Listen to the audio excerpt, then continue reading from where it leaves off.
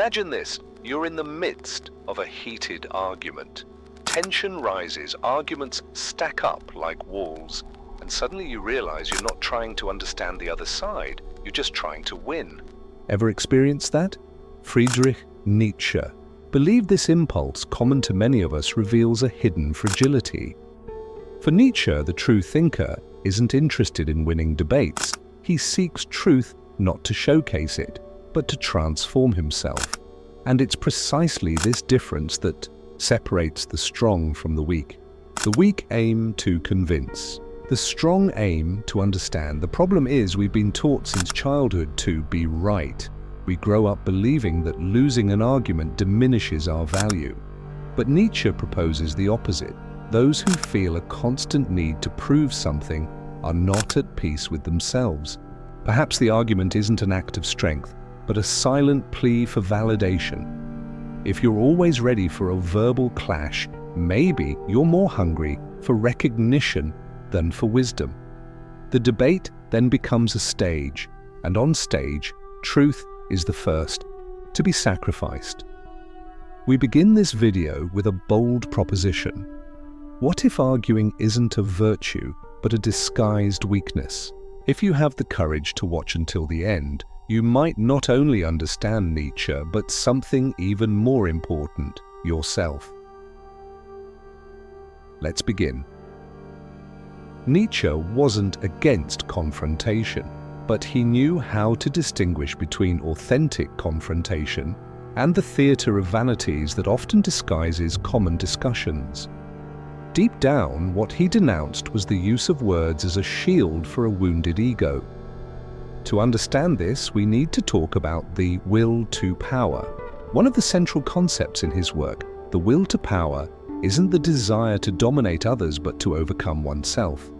It's a vital, creative impulse that pushes us toward improvement and overcoming our limitations. But when this will deviates from its original course and fixates on the need to be right, it becomes corrupted. In this case, the discussion becomes a battlefield where the goal is no longer to seek understanding, but to crush the other, to protect a fragile self-esteem. Nietzsche saw this behavior as a clear sign of inner decay. Those who need to defeat others to feel strong have already lost to themselves. And this isn't just philosophy. A study from the University of Cambridge showed that the more fragile a person's identity, the more likely they are to engage in heated debates as a way to assert their value. Nietzsche believed that true strength lies in not needing to prove anything. The free spirit to him is one who transcends the need to convince. They don't impose themselves with shouts, but with presence. They don't seek applause, but authenticity.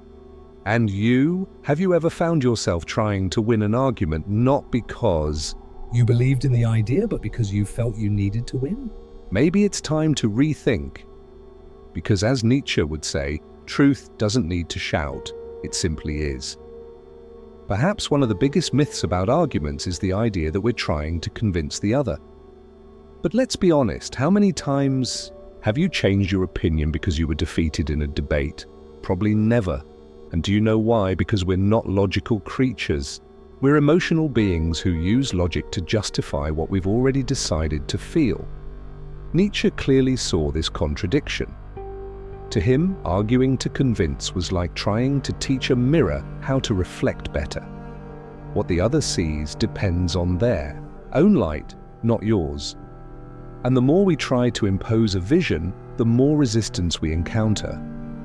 In other words, convincing isn't an act of argumentative strength.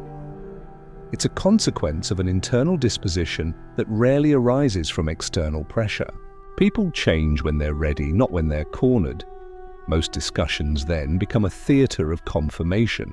Each person reinforces their beliefs, attacks the others, and leaves with the feeling of victory.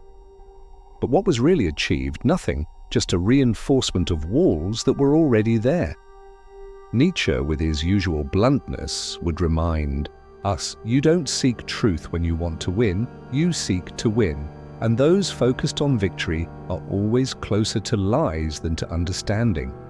Interestingly, studies from Stanford University showed that in situations of ideological confrontation, our brain activates the same areas that light up when we're physically threatened. In other words, to the body, a debate isn't a dialogue, it's combat. So what does Nietzsche propose? That we abandon the desire to convince, that we observe more, that we listen with the intention to understand, not to respond, because only then does thought cease to be a weapon and return to what it always should have been, a bridge. There's a saying, never argue with a fool, for he will drag you down to his level and beat you with experience. Nietzsche would probably smile at this phrase. To him, entering certain discussions is a degradation, not because the other is inferior, but because the very act already reveals that you've lost something precious, sovereignty over yourself. When we react impulsively to provocations, we relinquish our center. We respond not with clarity, but with anger. And anger, as Nietzsche reminds us, is the symptom of a soul still imprisoned by its expectations. The free spirit, on the other hand, knows when silence is more eloquent than any response. They don't let themselves be dragged.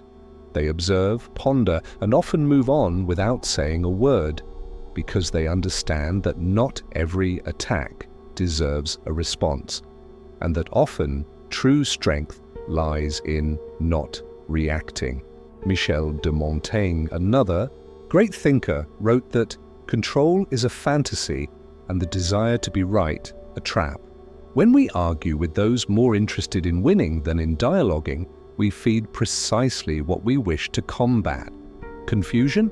Arguing with someone who doesn't want to understand is like blowing wind against fire.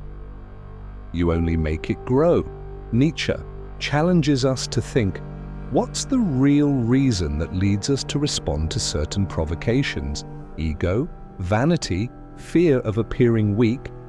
If the answer isn't integrity, then perhaps it's better to remain silent.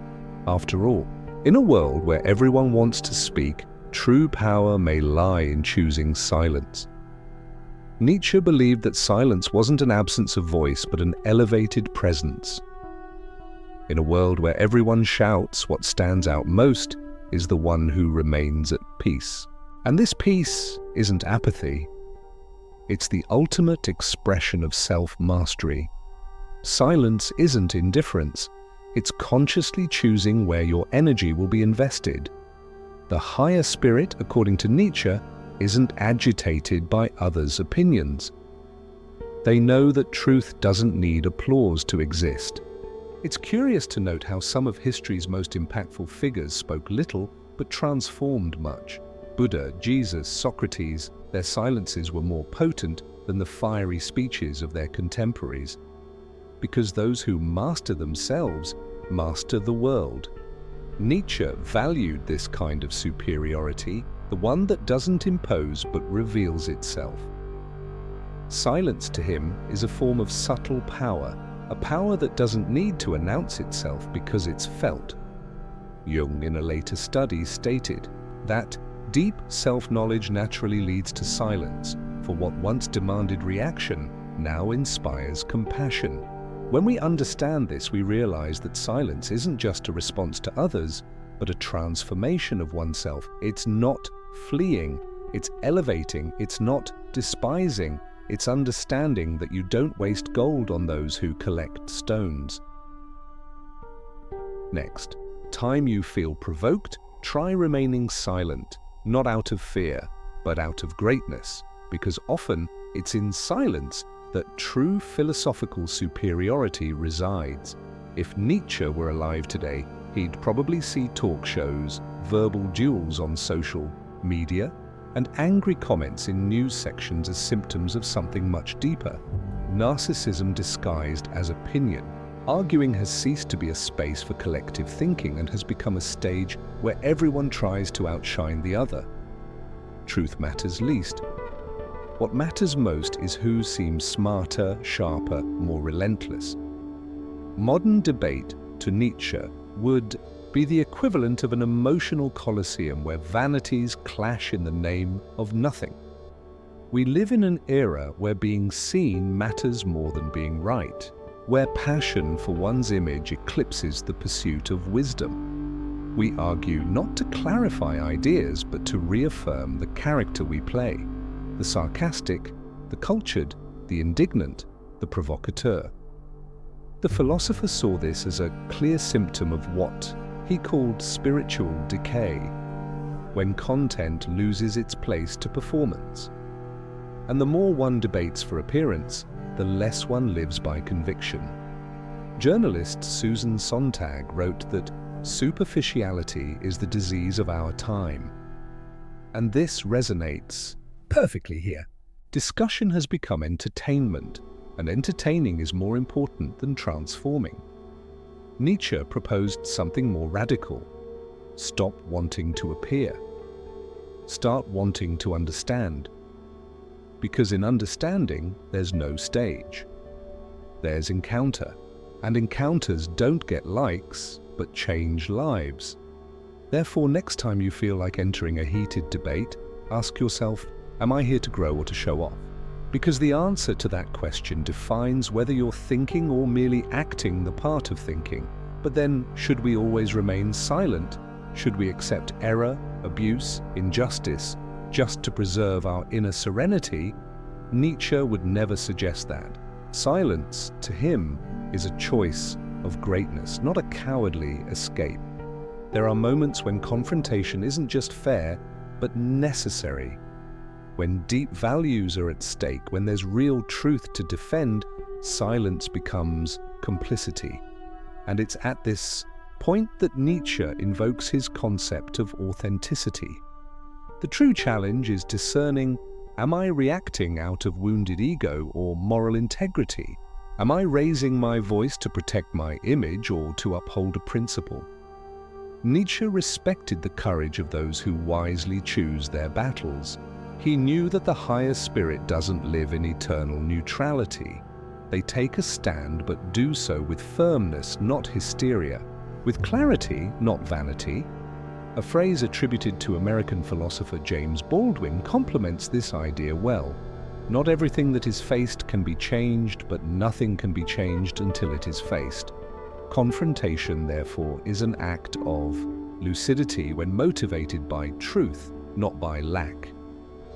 Nietzsche teaches us to act not out of impulse, but out of awareness. Confrontation should be an extension of authenticity, not of emotional deficiency. And that requires brutal honesty with oneself. So, when confrontation is necessary, confront, but not to win, to be whole, not to appear, to remain faithful to who you are. Nietzsche didn't want us to become indifferent to the world. He wanted us to become free from it, but not free in the superficial sense of doing whatever we want. Rather, free within, free from the need to please, to convince, to win. This freedom, to him, marked the free spirit. The free spirit is one who isn't defined by external oppositions, but by a silent inner strength. They don't enter